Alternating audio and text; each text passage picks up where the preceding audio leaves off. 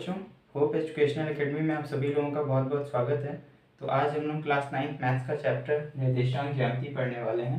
और ये चैप्टर मैं आप लोगों को क्लास 9 मैथ की बुक जो कि श्री बालाजी पब्लिकेशन की है उसके द्वारा पढ़ाऊँगा। और इसको डॉक्टर सुधीर कुमार पुंडीर जी ने लिखा हुआ है। तो अगर आपके क्लास में भी यही बुक चल रही है तो बहुत ही अच्छी बात है। पर अगर ये बुक नहीं भी चल रही है तो भी कोई टेंशन लेने वाली बात नहीं है, क्योंकि मैथ्स में कॉन्सेप्ट सेम ही होते हैं, बस हर बुक के सवाल थोड़े बहुत अलग होते हैं। तो उससे कोई दिक्कत नहीं है, क्योंकि अगर आप लोगों को एक बार कॉन्सेप्ट समझ में आ गए ना तो सवाल तो आप किसी भी बुक के लगा लोगे। तो चलिए ये चैप्टर शुरू करते हैं और मुझे पूरी उम्मीद है आप लोगों को ये टॉपिक समझ में आ जाएगा। तो निर्देशांक ज्यामिति। तो निर्देशांक ज्यामिति समझने के लिए सबसे पहले हमें कुछ चीज़ें बनानी पड़ेंगी। तो पहले मैं कुछ चीज़ें ड्रॉ कर लेता हूँ, ठीक है, ताकि आप लोग चीज़ों को और बेहतर तरीके से समझ पाएँ। तो पहले हमें ज़रूरत पड़ेगी कार्तीय तल की, ठीक है। निर्देशांक ज्यामिति में एक कार्तीय तल होता है जिसे बनाने के लिए हमें दो लाइनें खींचनी होती हैं, एक लाइन सीधी और उसके बाद में एक लाइन इसी को काटती हुई, ठीक। अब इसमें जो ये मेन पॉइंट होता है, इसके मेन पॉइंट यानी कि जो इसका सेंटर का पॉइंट होता है, इसको हम लोग 0 से डिनोट करते हैं, यानी कि इसका जो नंबर होता है वो 0 होता है, ठीक है। अब अगर हम लोग किसी भी लाइन में आगे की तरफ जाते हैं, जैसे कि ये लाइन है, इस लाइन में अगर हम लोग आगे की तरफ जाते हैं तो नंबर्स हमेशा प्लस के लिखे जाते हैं, ठीक है। तो मतलब यहाँ से जो आगे के नंबर होंगे वो प्लस के होंगे। तो यहाँ पे 1 हो गया प्लस का, 2 हो गया प्लस का, 3, फिर 4, फिर 5 और इसी तरह से आगे आगे बढ़ते रहेंगे, ठीक है। अब यहाँ पे कोई साइन नहीं लगा है 1 के आगे, ठीक है, तब भी ये प्लस का ही माना जाएगा, ठीक है, क्योंकि मैथ में हम लोग प्लस का साइन नहीं लगाते हैं, वो कंसीडरेशन में रखा जाता है कि हाँ भाई प्लस है वो, ठीक। तो अगर हमने यहाँ पे +1 लिख भी दिया तो भी कोई दिक्कत नहीं है, और अगर नहीं भी लिखा तो भी वो प्लस का 1 ही माना जाएगा, ठीक है। तो ये सारी संख्याएं प्लस की हो गई, ठीक। अब अगर किसी लाइन में हम लोग पीछे की तरफ जाते हैं तो जो नंबर हो जाते हैं वो माइनस के हो जाते हैं। तो यहाँ पे क्या हो गया, ये फिर माइनस का 1 हो जाएगा, ये माइनस का 2 हो जाएगा, ये माइनस का 3 हो जाएगा, माइनस का 4, फिर ये माइनस का 5, ठीक। और इसी तरह से नंबर आगे चलते रहेंगे, ठीक है, अनंत तक, यानी कि इन्फिनिटी तक नंबर यहाँ पे आगे पीछे की ओर बढ़ते रहेंगे, ठीक। क्योंकि नंबर तो असंख्य हैं, अनंत हैं, ठीक है, तो वो आगे तक ऐसे ही बढ़ते रहेंगे, ठीक। तो किसी रेखा में जब आगे की ओर जाएंगे तो नंबर प्लस के होंगे, पीछे की ओर जाएंगे तो माइनस के होंगे। फिर अब अगर हम लोग किसी रेखा में ऊपर जाएंगे यानी कि ऊपर की ओर, तो भी नंबर प्लस के हो जाते हैं। तो यहाँ पे भी हमारा प्लस का 1, प्लस का 2, प्लस का 3, प्लस का 4, प्लस का 5 और डैश डैश डैश, यानी कि आगे ये ऐसे ही बढ़ते रहेंगे, ठीक। और अब हम लोग किसी रेखा में नीचे जाते हैं, ठीक, ऊपर जा रहे हैं यानी कि चीज़ें प्लस में हो रही हैं, नीचे जाएंगे तो चीज़ें माइनस की हो जाएंगी, ठीक। तो यहाँ पे फिर वैल्यू ये हो गया हमारा माइनस का 1, माइनस का 2, माइनस का 3, माइनस का 4 और फिर यहाँ पे माइनस का 5, ठीक। और बाकी नीचे नीचे ऐसे ही हम लोग बढ़ते रहेंगे, ठीक है। फिर अब हमें क्या करना है कि ये जो लाइन होती है, ये जो लाइन होती है सीधी, इसको हम लोग क्या मानते हैं, एक्स अक्ष, ठीक है। तो ये जो लाइन है, इस लाइन को हम लोग लिखते हैं एक्स अक्ष, ठीक। हिंदी में इसको लिखते हैं हम लोग एक्स अक्ष, ठीक। और इंग्लिश में क्या कहते हैं हम लोग, इंग्लिश में हम लोग इसको कहेंगे एक्स एक्सिस, ठीक है, एक्स एक्सिस, ठीक। अब एक्सिस एक बैंक भी होता है, ठीक है, लेकिन यहाँ पे बैंक नहीं, यहाँ पे बस हमें अक्ष, अक्ष का मतलब एक्सिस, ठीक है। तो ये वाली लाइन हो गई एक्स एक्सिस। अब ये एक्स एक्सिस है तो इसको भी कुछ तो नाम देना पड़ेगा, है ना, वरना ये बुरा मान जाएगी, ठीक। तो यहाँ पे इसको हम लोग कह देंगे वाई एक्सिस, कि भाई तुम भी बुरा मत मानो, तुमको हम लोगों ने नाम दे दिया वाई एक्सिस, ठीक। तो इसको हिंदी में कह देंगे हम लोग वाई अक्ष और इंग्लिश में इसको कह देंगे वाई एक्सिस, ठीक। तो ये लाइन हो गई हमारी एक्स एक्सिस, ये हो गई हमारी वाई एक्सिस। हिंदी में एक्स अक्ष, इंग्लिश में ये वाई, ये भी हिंदी में वाई अक्ष, ठीक है।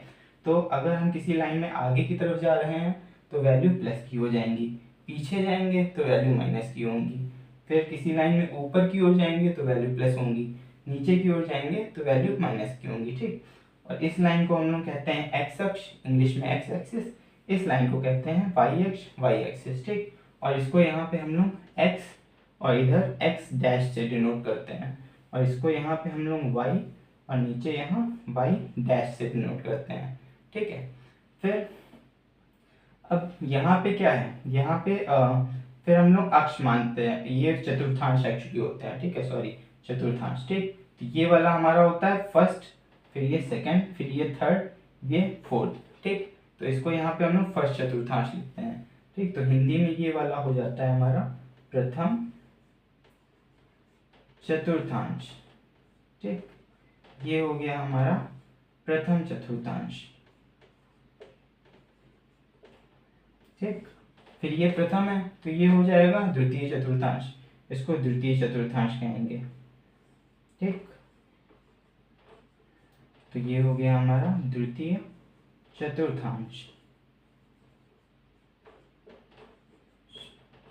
ठीक। अब ये प्रथम चतुर्थांश और द्वितीय चतुर्थांश क्या है, ठीक है। तो बेसिकली ये 4 पार्ट में डिवाइडेड है ना, पहला, दूसरा, तीसरा, चौथा। तो इसी को हमने प्रथम चतुर्थांश फिर द्वितीय चतुर्थांश इस करके नाम दे दिए हैं, ठीक है। तो ये प्रथम, ये द्वितीय चतुर्थांश, फिर ये हो जाएगा हमारा तृतीय चतुर्थांश, तृतीय चतुर्थांश, और ये वाला लास्ट हमारा हो जाएगा चतुर्थ चतुर्थांश, ठीक है। तो इसको चतुर्थ चतुर्थांश,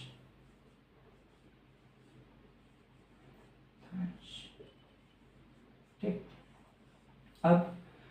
अब इसमें साइंस को समझना है, साइंस मतलब कि चिन्ह, ठीक है, कि कहाँ पे कौन सा चिन्ह होगा। अब ये पहला चतुर्थांश है, ठीक है, तो इसमें कौन से चिन्ह होंगे, ठीक। तो यहाँ पे ये वाली लाइन किसमें है, एक्स वाली, ये जो यहाँ से 0 से आगे तक है, ये वाली लाइन किसमें है, प्लस में है। इसके सारे पॉइंट देखो प्लस के हैं, है ना। तो यहाँ पे हम लोग एक तो इसका हो गया प्लस, चिन्ह एक प्लस हो गया। पहले हम लोग सबसे पहले एक्स का चिन्ह ही लिखेंगे, ठीक है। किसी भी लाइन में किसी भी चतुर्थांश में जाएंगे सबसे पहले एक्स का चिन्ह लिखेंगे, ठीक है। तो एक्स के चिन्ह क्या है, यहाँ पे सारे प्लस में है तो प्लस लिख दिया। फिर और क्या आ रहा है प्रथम चतुर्थांश में, हमारा वाई वाली लाइन आ रही है, ठीक है। अब वाई के भी सारे चिन्ह यहाँ पे जितने हैं वो भी प्लस के हैं, ठीक है।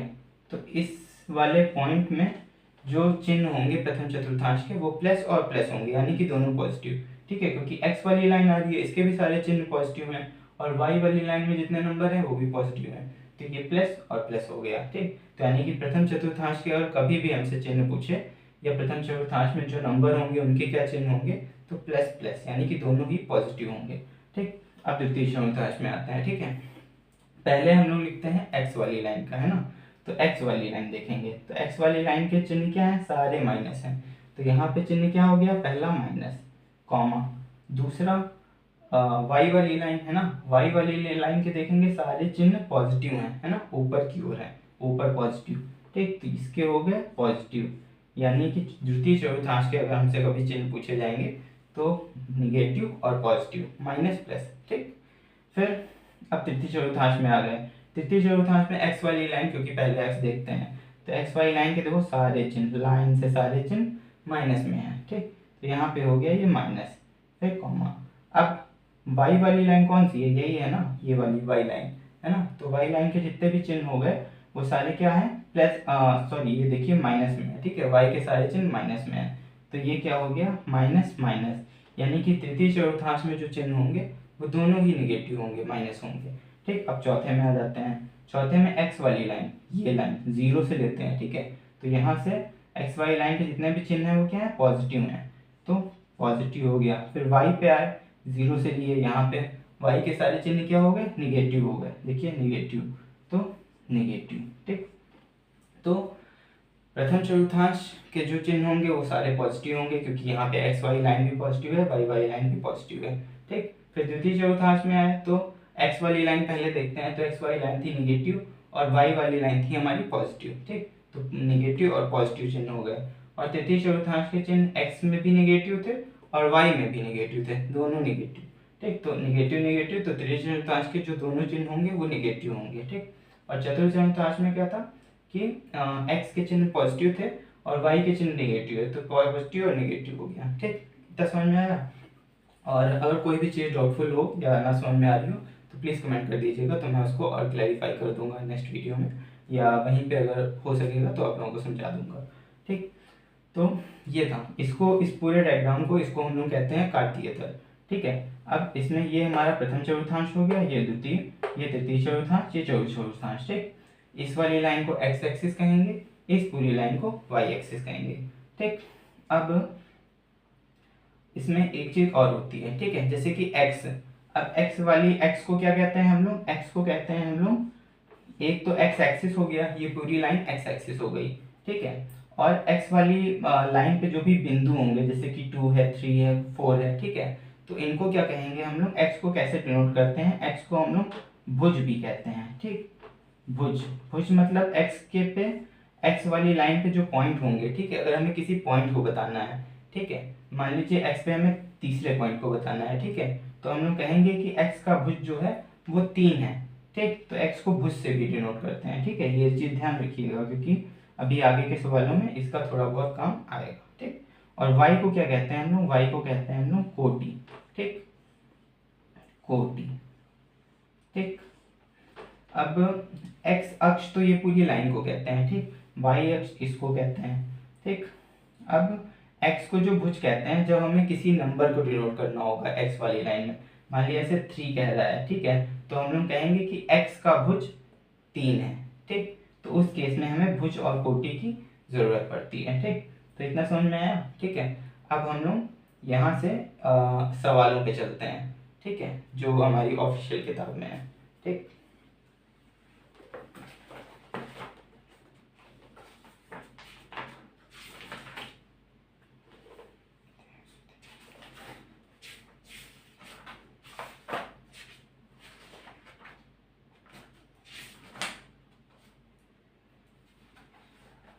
ठीक, तो अभी मैं इस पूरे डायग्राम को नहीं मिटाता हूँ, क्योंकि अभी डायग्राम की ज़रूरत पड़ेगी सवालों को समझने में। ठीक है, तो डायग्राम को बने रहने देते हैं, बस थोड़ा थोड़ा सा रब कर देते हैं। ठीक है, बाकी इस डायग्राम का आप चाहें तो स्क्रीनशॉट ले लीजिएगा, ठीक है, ताकि समझने में बाद में भी हेल्प होगी। ठीक है, तो मैं थोड़ी देर साइड हो जाता हूँ, आप स्क्रीनशॉट ले लीजिएगा। ठीक, ठीक है, तो चलिए अब इसको थोड़ा बहुत रब करके आगे से स्टार्ट करते हैं फिर। ठीक है,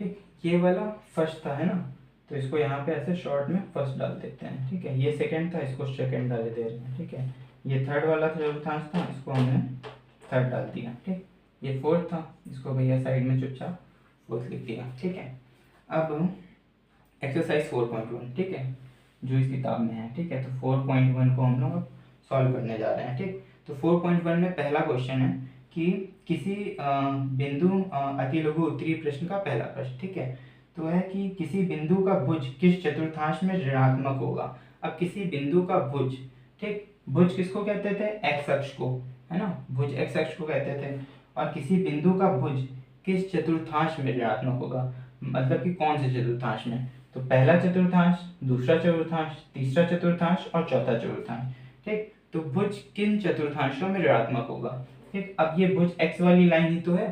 ठीक, अब एक्स वाली लाइन किन किन चतुर्थांशों में ऋणात्मक है, तो एक्स वाली लाइन, एक तो हमारा यहाँ पे पूरी ये लाइन जो है ये ऋणात्मक है। ठीक है, एक्स वाली लाइन ये हो गई, है ना, ये पूरी लाइन एक्स वाली हो गई। अब ये यहाँ पे पूरी ऋणात्मक है। ठीक, तो ये लाइन किन चतुर्थांशों में आ रही है, एक तो ये लाइन इसमें आएगी सेकंड वाले चतुर्थांश में, है ना, एक तो ये लाइन सेकंड चतुर्थांश में आएगी, और दूसरी ये लाइन किस में आ रही है, थर्ड चतुर्थांश में। ठीक है ना, क्योंकि ये जो लाइन है, ये एक लाइन द्वितीय चतुर्थांश में आ रही है, द्वितीय चतुर्थांश में दो ही तो लाइन है, एक ये वाली है, एक ये वाली है ना, तो यानी कि ये लाइन हमारी द्वितीय चतुर्थांश में भी आ गई, और तृतीय चतुर्थांश किन दो लाइनों से मिलकर बना है, एक ये लाइन और एक ये लाइन, मतलब ये एक्स वाई लाइन तृतीय चतुर्थांश में भी आ गई। ठीक, तो पहले का आंसर हो जाएगा कि किस बिंदु का भुज किसी बिंदु का भुज किस चतुर्थांश में ऋणात्मक है। ठीक, तो किसी बिंदु का भुज, बिंदु मतलब ये सारे जो बिंदु हैं 1 पॉइंट 2 पॉइंट, ठीक, तो ये बिंदुओं का भुज जो है, भुज एक्स को कहते थे, तो किस जगह पे ऋणात्मक होगा किन चतुर्थांशों में? तो एक तो वो सेकंड चतुर्थांश में ऋणात्मक होगा और दूसरा किसमें? थर्ड चतुर्थांश में ऋणात्मक होगा। ठीक, तो इसका आंसर आप लोग ये लिख लीजिएगा कि एक तो सेकंड चतुर्थांश में ऋणात्मक होगा और द्वितीय चतुर्थांश में ऋणात्मक होगा। ठीक, अब हम लोग इसके सेकंड क्वेश्चन पे आते हैं।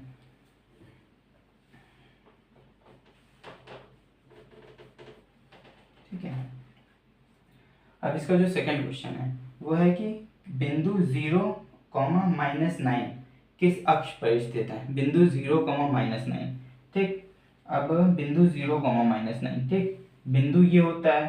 ठीक है, और हाँ एक चीज आप लोगों को बताना भूल गए थे कि ये जो मूल बिंदु होता है इसको मूल बिंदु कहते हैं। ठीक है, इसके निर्देशांक मतलब कि इसकी जो वैल्यू होती है वो होती है हमारी, इसकी जो वैल्यू होती है वो होती है 0,0। ठीक है, 0,0। ठीक, तो आगे वाला जो पहले वाला जो नंबर होता है वो x होता है। ठीक है, और दूसरे वाला जो नंबर होता है वो y होता है। ठीक, तो इस बिंदु के लिए x की भी वैल्यू 0, क्योंकि देखिए x वाली लाइन गुजर रही है 0 से, तो x वाले का लाइन का वैल्यू जो हो जाएगा यहाँ पे वो भी 0 होगा निर्देश उसका अंक। ठीक, और y वाली लाइन यहाँ से गुजरी तो y पे भी 0 आ रहा है। ठीक, तो यहाँ पे जो 0 इसको मूल बिंदु कहते हैं। ठीक है, तो इसके जो निर्देशांक होते हैं जो अंक होते हैं वो 0,0 होते हैं। निर्देशांक मतलब कि x की वैल्यू और y की वैल्यू। ठीक है, तो x की वैल्यू भी इसके लिए 0, y भी आ रहा है तो y की भी वैल्यू 0। ठीक, तो अब दूसरा क्वेश्चन था बिंदु 0, -9 किस अक्ष पर स्थित है ना, किस अक्ष पे? तो बिंदु 0 आगे वाला x होता है ना, तो बिंदु 0 तो एक तो ये हो गया, बिंदु 0 यहाँ पर है तो ये x अक्ष पे हो गया, और 9 -9 है ना, -9 किस अक्ष पर स्थित है? दूसरा वाला y होता है, जैसे कि यहाँ पे दूसरा वाला 0 था तो ये y था। ठीक, तो पहले जो जैसे कि अगर कुछ लिखा है कि मान लीजिए दूसरे क्वेश्चन में लिखा हुआ है कि 0, -9। ठीक, दूसरा क्वेश्चन है ये, दूसरे क्वेश्चन में लिखा है 0, -9। अब ये किस अक्ष पर स्थित है? अक्ष होता था ये ना, x अक्ष और y अक्ष। ठीक, तो ये किस अक्ष पर स्थित है? तो इसमें क्या, जो पहली वाली वैल्यू होती है वो x कंसीडर करी जाती है और जो दूसरी वाली वैल्यू होती है y, मतलब कि पहली वैल्यू x अक्ष पर होगी और दूसरी वैल्यू y पे होगी हमेशा। ठीक, तो यानी कि इसमें 0 जो है वो x अक्ष वाले 0 की बात कर रहा है, तो x अक्ष पर ये 0 हो गया। ठीक, और y अक्ष पर -9। ठीक, तो y अक्ष पर -9 कहाँ पे होगा? y अक्ष पे -9 यहीं पे तो होगा, आगे कहीं जाके -9 है ना, y अक्ष पे -9 यहाँ पे होगा, यानी कि वो इसकी लाइन बात कर रहा है, ये वाली लाइन, ये जो होगी ये -9 तक, वो किस अक्ष पर स्थित है? तो किस अक्ष पर स्थित है? तो भैया ये 0 से चला और -9 तक आया, तो ये कौन से अक्ष पर दोनों बिंदु स्थित हुए? 0 और -9, ये वाली लाइन पूरी कौन सी है? y अक्ष, यानी कि इसका आंसर हो जाएगा कि y अक्ष पर स्थित है। ठीक है, y अक्ष पर स्थित। ठीक, तो बिंदु 0, -9 किस अक्ष पर स्थित है? तो बिंदु 0, -9 y अक्ष पर स्थित है। ठीक, ये हो गया हमारा दूसरे का आंसर। फिर अब जो है वो है हमारा तीसरा क्वेश्चन। ठीक, जो कि है कि 0, -6 की मूल बिंदु से दूरी ज्ञात कीजिए। ठीक, अब तीसरा क्वेश्चन,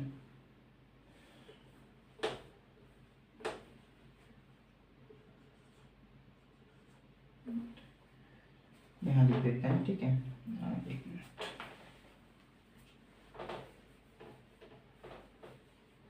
ठीक, तो तीसरा क्वेश्चन है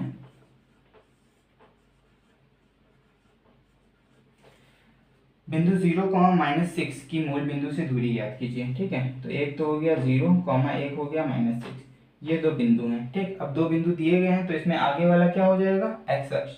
ठीक, पीछे वाला हो जाएगा y अक्ष, यानी कि जो बिंदु 0 है ये x अक्ष पे होगा और बिंदु जो y है -6 ये y अक्ष पे होगा। हमेशा पहले वाला बिंदु x होता है और पीछे वाला बिंदु y होता है। ठीक, तो बिंदु 0, -6 की मूल बिंदु से दूरी ज्ञात कीजिए। मूल बिंदु क्या होता है? मूल बिंदु यानी कि सेंटर पॉइंट, सेंटर पॉइंट हो गया हमारा ये।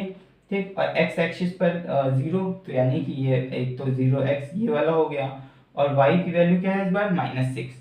ठीक, तो -6 कहाँ तक आएगा? -6 यहाँ पे हमारा यहाँ पे कहीं आएगा -6, ठीक। तो बिंदु 0, -6 की मूल बिंदु से दूरी ज्ञात कीजिए। तो मूल बिंदु से 0, 6 यानी कि 0 ये और ये -6, ठीक। तो दूरी कितनी हो जाएगी यहाँ पे, यहाँ से 1 2 3 4 5 6, तो कितनी दूरी हो गई, 6 इकाई, है ना। और हम लोग इसको 6 इकाई, -6 क्यों नहीं लिख रहे हैं, क्योंकि दूरी माइनस में कंसीडर नहीं होती है, ठीक है। तो यहाँ पे हम लोग इसको 6 इकाई लिखेंगे, ठीक है। तो बिंदु 0, -6 की इस तरह से इसको आंसर आप लोग लिख दीजिएगा कि बिंदु 0, -6 की मूल बिंदु से दूरी, की मूल बिंदु से दूरी 6 इकाई है, ठीक है, 6 इकाई है, ठीक। तो बिंदु 0, -6 की मूल बिंदु से दूरी हो गई 6 इकाई, ठीक। तो ये वाला आप लोग आंसर के तौर पे लिख दीजिएगा। क्यों हो गई, क्योंकि यहाँ पे जो डिस्टेंस है 0 वाला हमारा x था और y वाला हमारा बिंदु -6 था। तो 0 मूल बिंदु था और y पे हम लोग -6 तक चले, तो 0 से -6 के बीच की दूरी क्या आई, 6 आ गई, तो बस 6 इकाई हो गई।